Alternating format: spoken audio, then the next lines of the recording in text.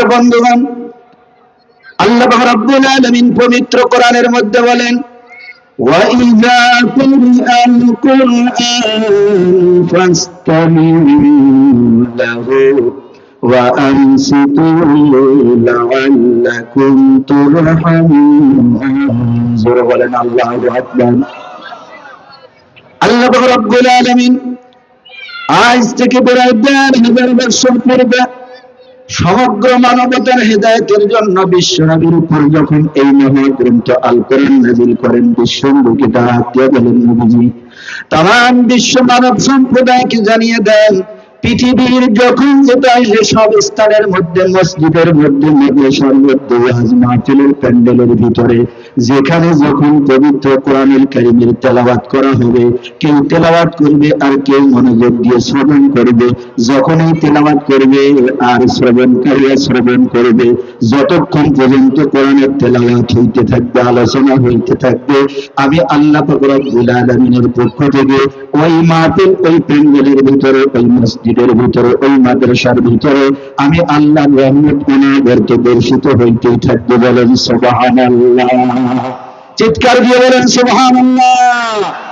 আমরা যে খুশি মাহফিলে আসতে পারি, এটা কার সংবাদ? বলে আল্লাহর পক্ষ থেকে এই সংবাদ দেওয়া হয়েছে, এজন্য আমরা খুশি। সূরাতুল হুজুরাত থেকে আপনাদের সামনে সংক্ষিপ্ত আলোচনা করার জন্য ৯ নম্বর আয়াতে কারিমা তেলাওয়াত করেছি, যে কোরআন দিয়ে আল্লাহ আমাদেরকে এই সুসংবাদ দিলেন। বলেন তো দেখি, সেই কোরআন কে নাজিল করেছে? বলেন, কোরআন নাজিলকারী কে? আল্লাহ। কোরআন সংরক্ষণ করার দায়িত্ব, হেফাজত করার দায়িত্ব কার? বলেন কার? এটা আবার আপনার কথা নয়, এটা সেই মহান সৃষ্টিকর্তা আল্লাহ পাক রব্বুল আলামিনের ঘোষণা। আমার আল্লাহ বলেন, ইন্না নাহনু নাযালনা যিকরা ওয়া ইন্না লাহু লাহাফিজুন। জোরে বলেন আল্লাহু আকবার। আল্লাহ পাক রব্বুল আলামিন পবিত্র কোরআনুল কারীমের সূরাতুল হিজরের ৯ নম্বর আয়াতে কারিমার মধ্যে বলেন, ও পৃথিবীর মানুষ, মানব সম্প্রদায়, নিশ্চয়ই নিঃসন্দেহে এই মহাগ্রন্থ আল কোরআন নাজিল করেছি আমি আল্লাহ, আর কিয়ামত পর্যন্ত আমার মানব সম্প্রদায়কে, আমার বান্দা বান্দীদেরকে হিদায়াত করার জন্য, তাদেরকে মুক্ত করে কল্যাণের পথে নিয়ে আসার জন্য এই কোরআনুল কারীমের সংরক্ষণের ব্যবস্থা কিয়ামত পর্যন্ত আমি আল্লাহই করব। জোরে জোরে বলেন সুবহানাল্লাহ। আমরা নাই হজ করে ঘোষদার,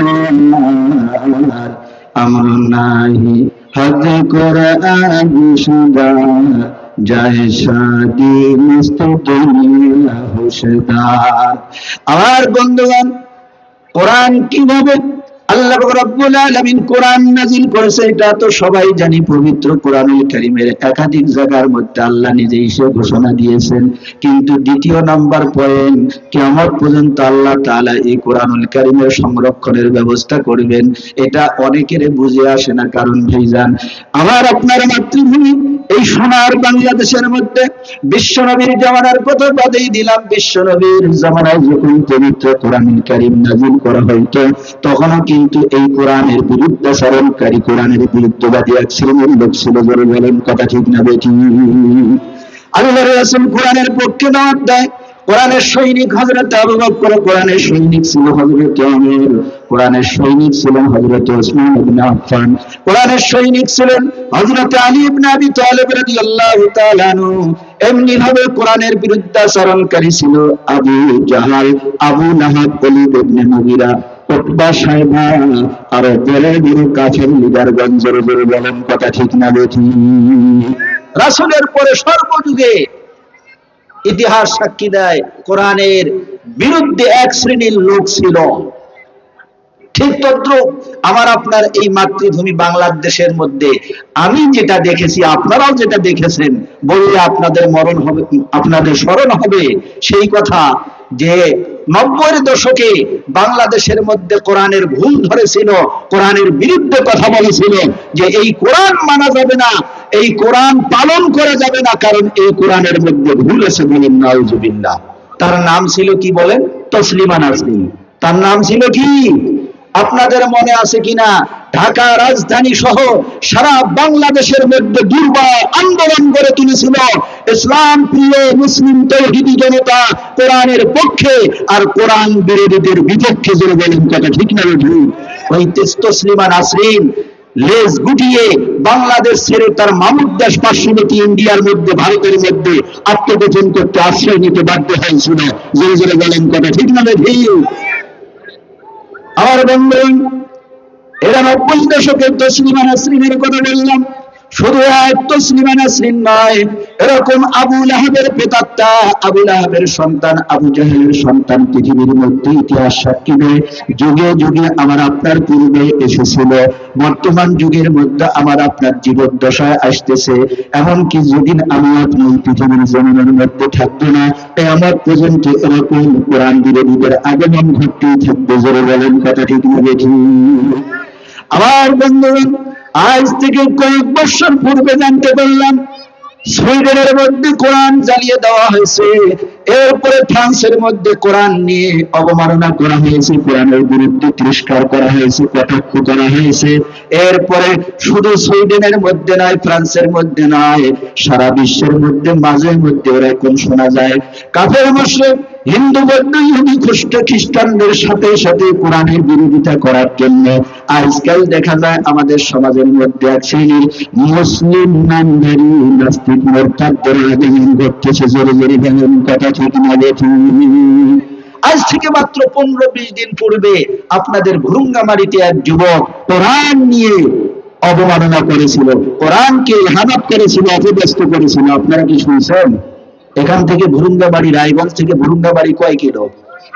মাত্র 8 কিলো। আপনারা জানেন না। বড় আশ্চর্যের বিষয়, মুসলমান আমার আগে একজন আলোচনা করতেছিলেন, হাদিস শরীফের মধ্যে এসেছে আল্লাহর রাসূল বলেন পুরা পৃথিবীর জমিনটা হলো একটা আদম সন্তানের, একটা মানুষের একটা দেহের মতো।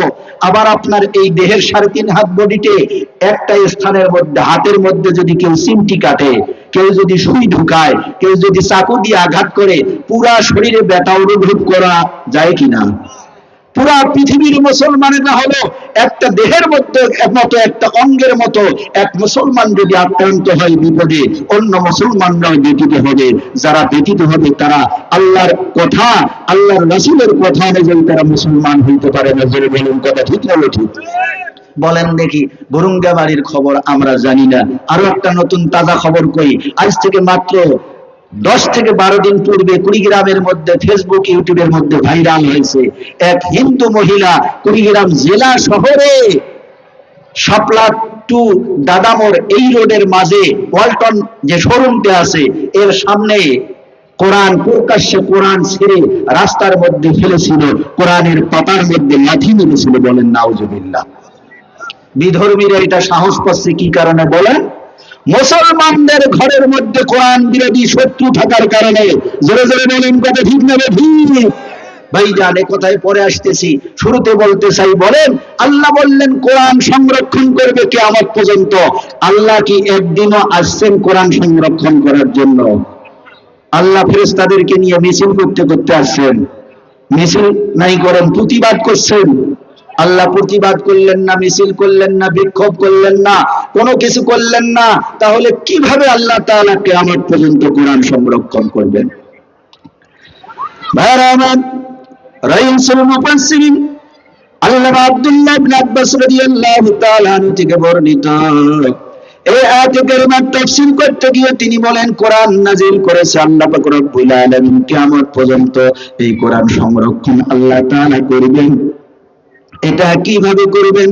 আল্লাহ রাব্বুল আলামিন যত কাফের, মুশরিক, হিন্দু, বৌদ্ধ, ইহুদি, খ্রিস্টানরা কোরআনের বিরুদ্ধে যাক না কেন, কোরআনকে অপমান করুক না কেন, এই কোরআনকে নির্মূল করার চেষ্টা করুক না কেন, আল্লাহ রাব্বুল আলামিন বিশ্বনবীর উপর যখন কোরআন নাযিল করেছিলেন, আবু জাহেল, উতবা, শাইবা, ওলীদ ইবনে মুগীরা, আবু লাহাবের মতো খোদাদ্রোহী শক্তিদেরকে নির্মূল করার জন্য বিশ্বনবীকে পাঠিয়েছেন, বিশ্বনবীর সঙ্গীদেরকে আল্লাহ তাআলা পৃথিবীর জমিনের মধ্যে পাঠিয়েছেন। করেছেন, তাদের দ্বারা যেমন তাদেরকে পরাজিত করেছেন, আল্লাহ তাআলা যুগে যুগে কিয়ামত পর্যন্ত পৃথিবীর জমিনের মধ্যে এমন কিছু মুসলমান সমাজের মধ্যে সৃষ্টি করবেন, মুসলমানদের কাউকে দিয়ে আল্লাহ জমির ব্যবস্থা করাবেন, কাউকে দিয়ে টাকার ব্যবস্থা করাবেন, কাউকে দিয়ে ঘরের ব্যবস্থা করাবেন, কাউকে দিয়ে কোরআনুল কারীমের ব্যবস্থা করাবেন।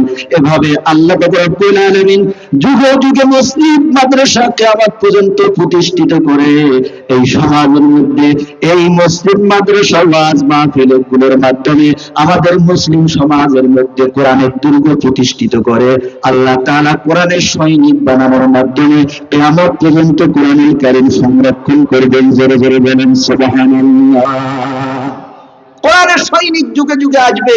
আমরা কি চাই আমাদের এলাকার মধ্যে কোরআনের সৈনিক থাক? কারা কারা